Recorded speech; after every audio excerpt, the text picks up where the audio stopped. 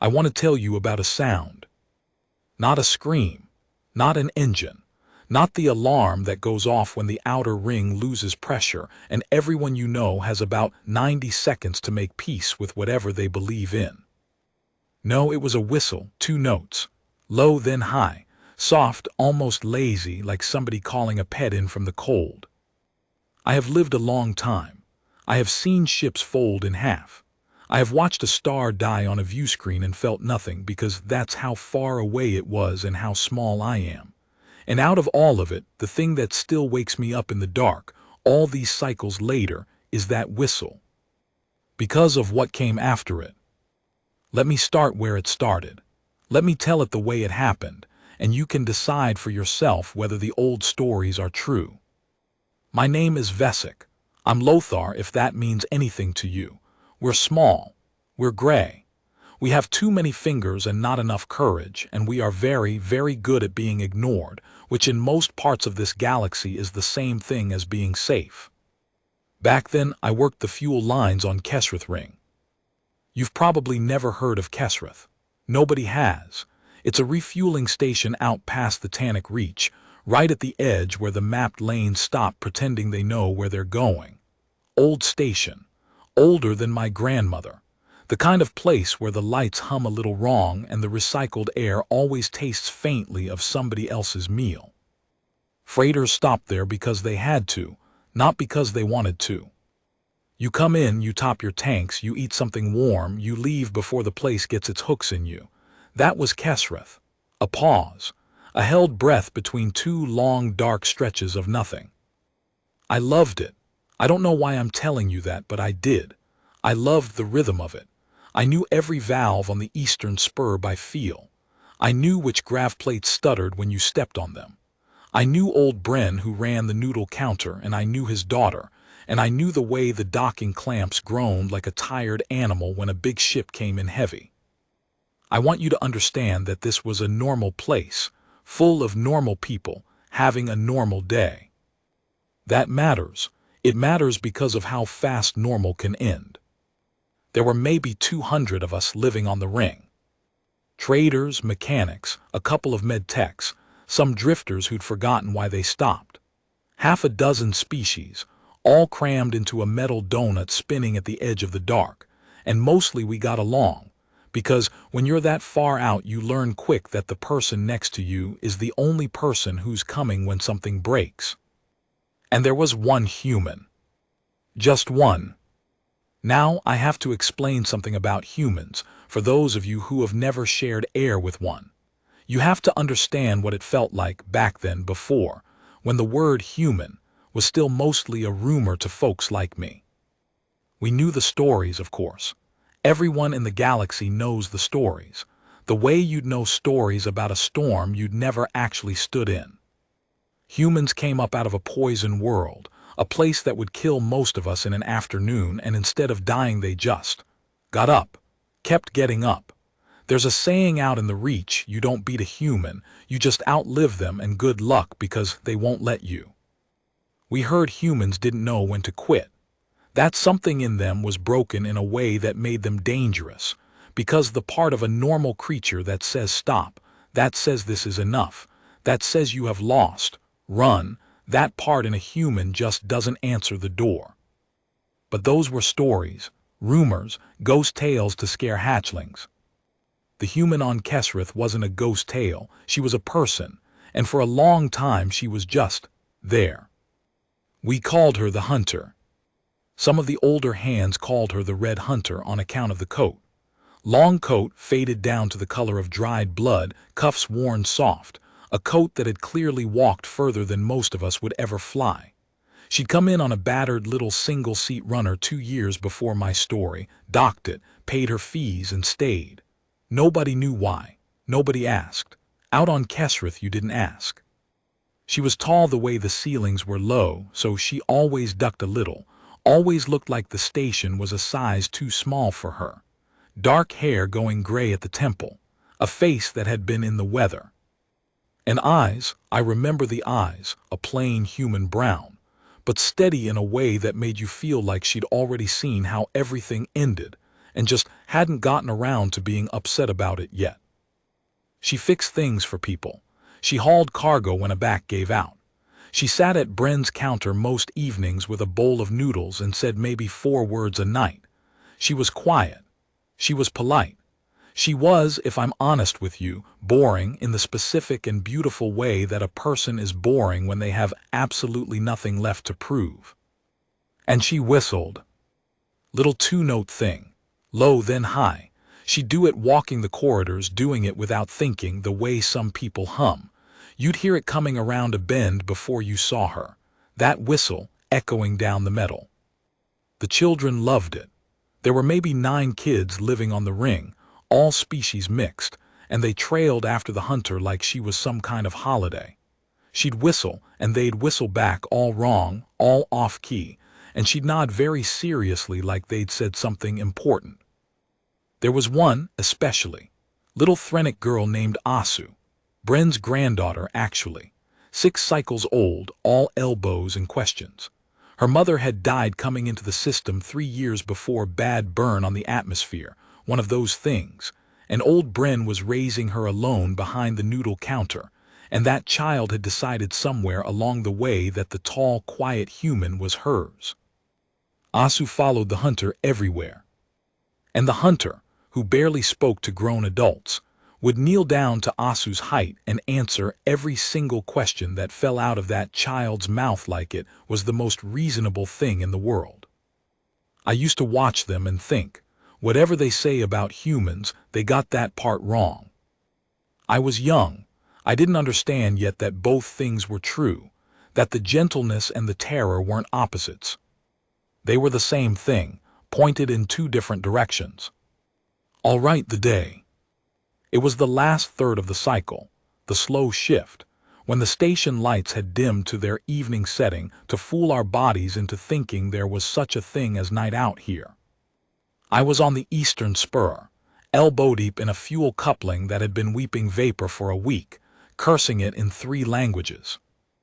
I remember Bren's counter was busy. I remember the smell of his broth carrying all the way down the corridor, which meant somebody had ordered the good stuff. I remember Asu's laugh, high and sharp, bouncing off the walls. I remember the hunter's whistle, faint, from somewhere up on the observation ring. Low, then high. Normal, everything normal. Then the docking clamps groaned. Now a ship coming in wasn't strange, but the sound was wrong, too heavy. And too fast. You don't come into Kesrith hot. The approach is tricky. Everybody knows to slow down. This ship didn't slow down. It came in like it owned the place.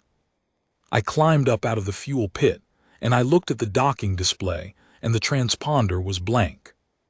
Blank, no registry, no flag, no name. And every single one of my too many fingers went cold. There's a thing that happens in your body before your mind catches up. Your body knows. My body knew before I did. Blank transponder, hot approach, this far out where the patrol lanes are a joke somebody told a long time ago and nobody laughs at anymore. The clamps locked, the airlock cycled, and they came through. The Gelt. If you've never seen one, count that as a mercy. They're tall, taller than the hunter, even and built wrong, like something that grew fast and hungry. Gray armored hide, mouths that open too wide, 4 eyes that never seem to be looking at the same thing you are. And they smell. Under the recycled air they brought a smell in with them, sweet and rotten like meat left out. I knew what they were. Everyone out on the reach knew what the Gelt were. Slavers. They didn't come to trade. They didn't come for fuel. The Gelt came for cargo, and the cargo was people, and the good ones, the ones with hands or backs or skills, you never saw again. The children they took because children learn to be afraid faster and forget how to be anything else. There were 8 of them. 8 is a lot when you are 200 people who fix fuel lines and sell noodles. The first thing they did was shoot the lights. Not all of them, just enough. Just enough to throw the corridors into that jumping red emergency glow, enough to make everyone's shadow leap on the walls, enough to make you feel like the walls themselves had gotten smaller. That was on purpose. I understand that now. They knew exactly what fear did to a crowd, and they built it brick by brick, the way I'd build a fuel line. The second thing they did was start herding. Weapons up. That wide, wet clicking sound they make instead of talking. They pushed us, everyone in the concourse, everyone off the shift, everyone who'd been eating Bren's noodles 2 minutes before into the central hub, under the big dead view screen, and they made us kneel. I knelt. I'm not proud of it. I knelt so fast my knees hit the plate hard enough to bruise, and I stared at the floor, and I made myself as small as a Lothar can make himself, which is very small indeed. That's what we do. That's what my whole species is for. We survive by not being worth the trouble. Around me I could hear it, the whimpering, somebody praying low and fast, somebody's teeth chattering. The Gelt walking up and down the rows of us, clicking, looking us over, deciding. That's the part I'll never lose, the sound of being looked over, of a thing deciding whether you were worth taking. And then I heard Asu. She was crying, not loud. She tucked herself against old Bren behind the counter, and one of the Gelt had reached over and dragged the old man out by his collar and thrown him down among the rest of us. And Asu, 6 cycles old, had held onto his sleeve. And when they pulled him loose, she made this small broken sound, this little hurt sound. And a Gelt turned its head toward her. I want to tell you I did something. I want to tell you I stood up. I didn't. I stayed on my knees and I stared at the floor and I hated myself, and the shame of that stays in me right now, telling you this. The Gelt walked toward the counter, toward the child. And that's when the whistle came. Low then high. It came from the corridor behind us, from the shadow where the emergency light didn't reach, soft, almost lazy. The exact same 2 notes I'd heard 1,000 times, walking the halls, coming around a bend. And everything stopped. Not the Gelt, they didn't know to be afraid yet, they hadn't earned that knowledge, but us, everyone who lived on Kesrith, everyone who'd knelt on that cold plate certain they were about to die or worse. Every one of us went still, and I felt the whole crowd of us lift our heads just a little because we knew that whistle. We knew who whistled like that. The Gelt near the counter clicked, annoyed, and swung around toward the dark corridor. And she stepped out of it. The Red Hunter, long coat the color of dried blood, ducking a little under the low ceiling like always, hands loose and empty at her sides. She wasn't even armed, not that I could see. She walked out of the shadow into that jumping red light slow and easy, like she'd wandered in from a walk and found us all playing some game she didn't quite understand. She stopped. She looked around at the kneeling crowd. She looked at the 8 Gelt with their weapons and their wide, wet mouths. And then, I swear this on my grandmother's ashes, she sighed, like we'd made a mess she was going to have to clean up. You're a long way out, she said. Her voice was quiet, conversational. She wasn't talking to the crowd, she was talking to the Gelt. Long way from the reach lanes, you get lost.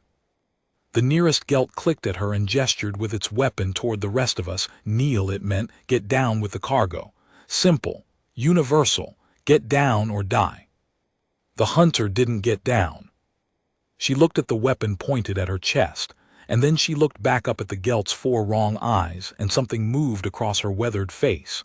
Not fear. I've spent the cycles since trying to name it, and the closest I can get is recognition. Like she'd met this exact moment 100 times before, in 100 other rooms, and knew every step of the dance that was coming. Here's how this goes, she said, still quiet, still calm, and now she was walking, slow, toward them, coat swaying. You're going to put those down. You're going to walk back into your ship. And you're going to leave, and you're never going to come back to this ring or any ring these people have ever heard of. The Gelt clicked. It was, I understood, laughing. And if you don't, the hunter went on, and here, her voice didn't rise, it dropped. It went so low and level and flat that the hair on my neck stood straight up. Then I'm going to have a very long night. And so are you. but mine ends with breakfast. She stopped walking. She was maybe 6 steps from the nearest one now. Last easy choice you get, she said. Take it. And the gelt shot her. I saw it hit. I want to be clear about that because of what people say now, because of how the story grows in the telling. I saw the bolt hit her, center of the chest. She rocked back with it 1 step and the coat scorched, and a sound came out of her, not a scream, a grunt, a hard punched-out breath, the sound a person makes when the world hits them harder than they braced for. She went down to 1 knee. And the whole crowd of us moaned, this low collective sound of despair, because in that half a second we all thought the same thing. That's it. That was our one hope, our quiet human, down on the plate like the rest of us. The stories were just stories after all, and now the gelt would take the children and we would all live the rest of our short lives knowing we watched and did nothing. The gelt clicked, triumph. It stepped forward to finish her. And the hunter looked up. There was blood at the corner of her mouth. Human blood, red, so red against her gray skin in that red light. And she was smiling. I'll never forget that smile. It wasn't brave. Brave is a word we use for people who are afraid and push through it. There was no fear in her to push through. It was worse than brave. It was patient. There it is, she said and coughed and spat red onto the deck plate. Now we understand each other. And she whistled again. But it was different this time. Not the soft 2 notes. This one was sharp. It cut. It went up at the end into a register that made my back teeth ache, a piercing shriek of a thing that bounced down every corridor of Kesrith ring at once, that got into the vents, that you felt in your chest more than heard. For 1 heartbeat, nothing. And then the lights went out completely. Total dark. Not the red emergency glow, dark. Every light on the ring gone, all at once, and the low hum of the station systems dropping into silence like a held breath. And I understood, we all understood, in that terrible black moment, that she hadn't just been whistling for the children all those years. She'd been walking the corridors, every day for 2 years, learning the bones of the place, where the power ran, where the vents met, where the dark would be if she ever needed it. She'd been getting ready, for a day she hoped would never come. That's a human thing I've learned since. They prepare for the worst day of their lives quietly for years, and they hope with everything in them that the preparation is wasted. In the dark, the gelt panicked. They couldn't see, 4 eyes, and none of them worked in the black. They started firing, wild, everywhere, bolts lighting up the hub in strobing flashes, and in each flash I caught pieces of it, like a nightmare shown 1 frozen image at a time. Flash, the hunter up off her knee moving. Dark. Flash, closer to them. A gelt weapon in her hands now. She'd taken it right out of the grip of the one that shot her. I don't know how, I couldn't see, none of us could see, but she could. Dark. A wet sound, a click cut short. Flash, 2 gelt down. The hunter between them, low, fast, that long coat swirling, and her face was calm. That's the thing. That's the thing that made the galaxy afraid of them, and I finally understood it in that strobing dark. She wasn't angry. She wasn't wild. She moved through those 8 monsters with the exact patient, unhurried focus of old Bren cleaning fish behind his counter. To her, this was work. Dark. I heard one of them charge her, heard the impact, heard them both go down and roll, heard the gelt clicking and shrieking, heard the hunter grunt as something hit her again and again, and then heard her voice, low, close to the thing's ear slit, almost gentle. You should have left. Wet crack. Silence from that one. Flash, 5 of them left, and now they weren't hunting. Now they were running, trying to run, trying to get back to their ship, back to the airlock, back to the dark of space where they were the thing to be afraid of. They didn't make it. I'm not going to describe all of it. Partly because I couldn't see all of it in that jumping, strobing black, but partly because you don't need it, and I don't want to carry it any closer to you than I have to. What I'll tell you is this. She'd learned the corridors, and they hadn't. And there is nothing in this whole wide galaxy quite as final as a human who knows the ground you're standing on and has decided you're not leaving it. One of them made it to the airlock, got it open, got halfway through. I heard the whistle again, soft this time, low then high, almost kind, right behind him. I never heard what happened after, I'm glad. And then the lights came back. All at once. Full and white and merciless, and the whole of us flinched from it, blinking, and the hub was. I won't lie to you about what the hub looked like, I still see it, but what I want you to see is her. The hunter stood in the center of it, coat torn open where the bolt had hit, and there was a mess under there, a bad one, blood-soaked dark all down her side, one arm hanging wrong. She was breathing hard. Her face and hands were dark with things I won't name. And she was swaying just slightly, the way a station sways when the grav plates hunt for true. 8 Gelt had walked onto Kesrith Ring. None of them were leaving. And she was still standing, that's the part. Torn open, bleeding out, alone and still standing. Because the part of her that should have said stop, that should have said you've done enough, you can fall down now, that part still hadn't answered the door. For a long moment nobody moved. 200 of us on our knees, staring at one swaying human in a ruined red coat. Then in the silence, a small sound. Asu. The child had crawled out from behind the counter, 6 cycles old. She stood up on those wobbling legs and she looked at the hunter across all that carnage, and she wasn't afraid. I remember being amazed that she wasn't afraid. And the child pursed her little mouth and she whistled. Low then high. All wrong, all afki. And the hunter, bleeding, broken, standing in the middle of the worst thing I have ever seen, the hunter looked at that child, and her whole terrible face just softened, came apart, became the face of the quiet woman who ate noodles at Bren's counter and answered a little girl's questions like they mattered. She whistled back. We cracked but right. Low then high. And then her legs finally gave out, and she sat down hard on the deck plate, and Asu ran to her across the whole length of that ruined hub, ran right into that ruined red coat, and the hunter caught her with the one arm that still worked and held on. That's when the rest of us moved, all of us at once. The med-techs, old Bren, me, all of us scrambling up off our knees toward her, and she looked up at us coming, and I'll never forget this, she almost looked embarrassed, like she'd made a fuss, like she was sorry for the mess. Sorry about the lights, she said. And she passed out. She didn't die. I know you thought she was going to. I thought she was going to. The med-techs worked on her for 2 days straight in the little clinic on the inner ring, and there were hours in there where we all stood outside not talking, just waiting, the way you wait for weather to break. But she didn't die. Humans are stubborn about that too. It's almost funny. They'll walk into 8 slavers with their hands empty, and then they'll refuse to die of it out of pure spite. When she finally woke up, the first thing she asked was whether the child was safe. Asu was safe. All the children were safe.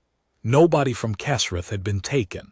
Nobody from Kesrith had even been hurt, not really, not past bruises and a bad scare, because one quiet human had spent 2 years walking our corridors and learning where the dark would be.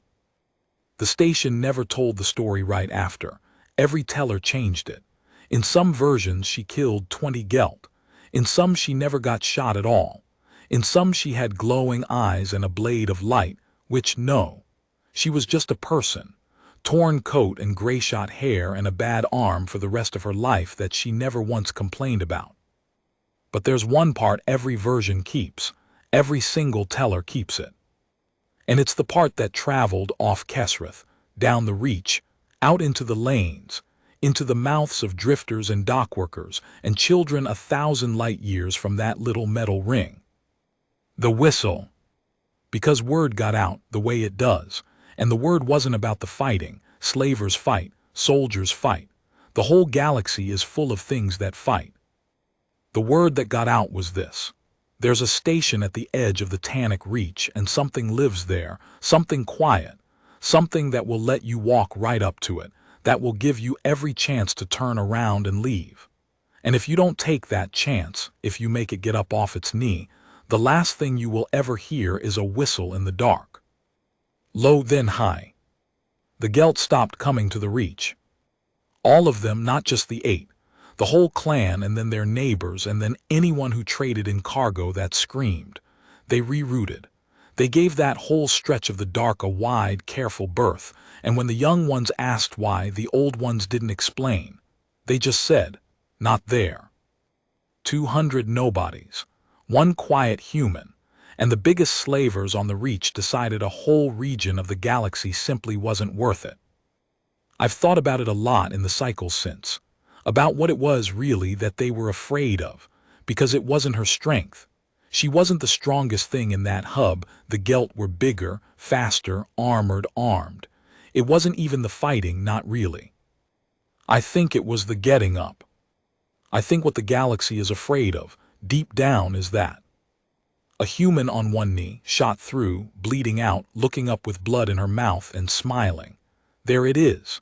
Now we understand each other, because every other creature I know, when you hurt it badly enough, it stops. That's how the world is supposed to work. You win by making the other thing stop. But you can't make a human stop. You can only make it patient.